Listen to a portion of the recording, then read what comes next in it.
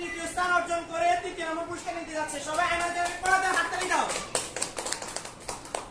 Look at me. Second, Anika. Anika, come here.